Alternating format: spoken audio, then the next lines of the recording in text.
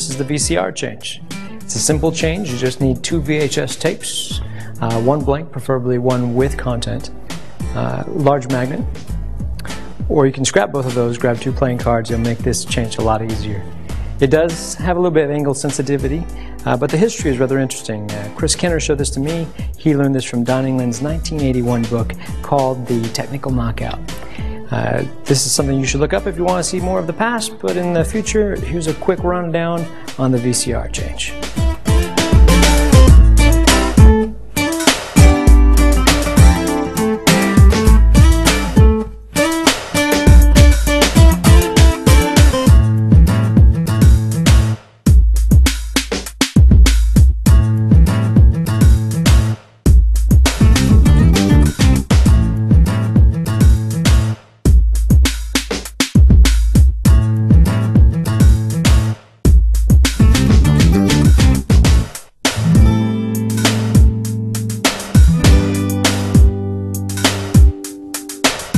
So this is the explanation for the VCR color change. We're going to break it down into easy steps. It works just like a duck. It's very calm, smooth on the surface, and underneath it's got a little bit of paddling going on. We're going to break that down into 4 steps for you, and the first step is the glide. When you pivot the card down, you're stealing it back. How that works, use your pinky. You're pulling back on the corner of the card. The other card is being held in place by the edge of your thumb and the friction between your first finger and your thumb holding onto the card. In action, it looks like this.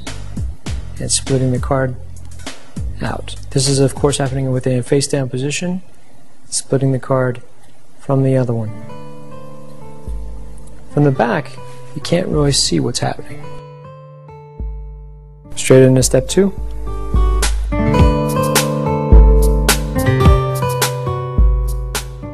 So now that you've learned the glide, you're ready for step 2, and that's the steal.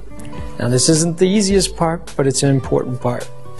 When you do the glide, you're now going to steal the card back with these 2 fingers. You're going to grab the card by the edge and straighten as the card's put in the other hand. I'm going to show you this from both the back side and the front side a couple times so you can get the idea of it. As you're pivoting the card down, you're coming across with these 2 fingers curled, grabbing the edge of the border and straightening out. So if you take just the right hand motion, you're grabbing this card, rotating it this way. But that's happening from this glide card. It's going into a down position.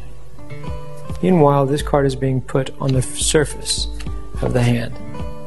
Again, this would be, in the duck metaphor, below the water, above the water.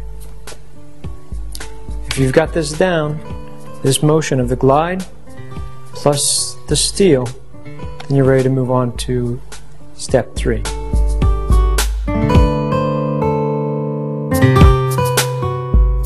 I want to give you a recap of what we've done this far. Step 1 was the glide. Step 2 is the steal. Now, I'll show you the angle from the other side so you can see the audience's view.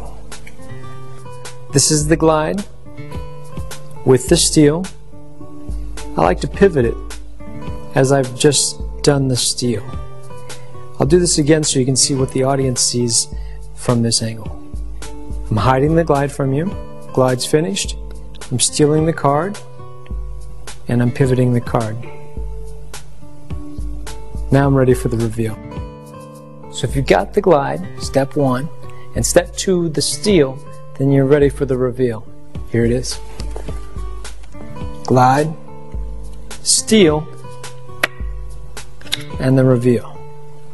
What that is just a snap turnover using 2 fingers on the long side of the card, thumb on the short side. When you're ready to do it, the card's going to be face down, 2 fingers go on one side, thumb on the other end, on the inside of your thumb, snaps the card over.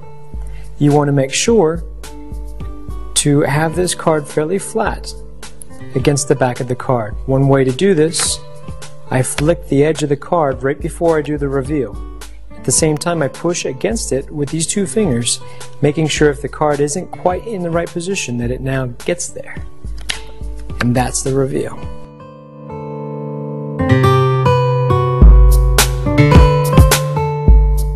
At this point, this is the angle that your spectator should see.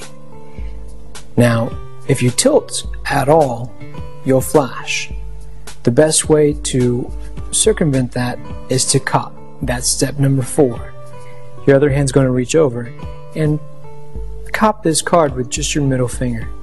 The line or the flange, your middle finger is going to go to the edge of the card, push it back against the palm of the hand. If you keep it slightly bent, it covers well, so your first finger can cover the edge of the card as you go down. You can go down to the edge of the table, to your leg, various places to ditch. Again, the cop looks like this. You come across and you cop.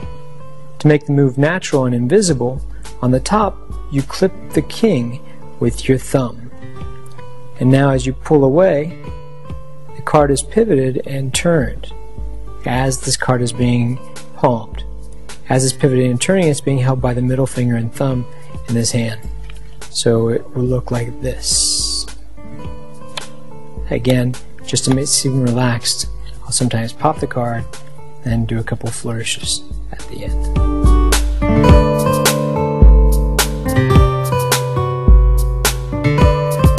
So some final thoughts on the VCR change. If you're going to use this, it's a bit of a challenge in a working environment because it is going to have some sensitive angles.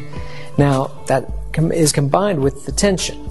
So when you do those little movements that you see me do, the flicking of the cards and the little pivot, don't rush yourself. Pace yourself, because that's very important. It'll make the change easier for you the slower that you go. Because if you feel tense, it's going to telegraph to your audience and they're going to come looking for you. Now the angles on this obviously are almost bird's eye. They're right on top of you looking at your shoelace. That's if you're working in like a cocktail event and you're playing it up that way. You can use the edge of the table, the edge of someone's arm to help hide the card right before you cop it. Unless you want to shoot this for video, you're doing a screen presentation or a TV show, or all of you guys on YouTube. Then you want to shoot it with the buddy angle just right over the shoulder. That works pretty well.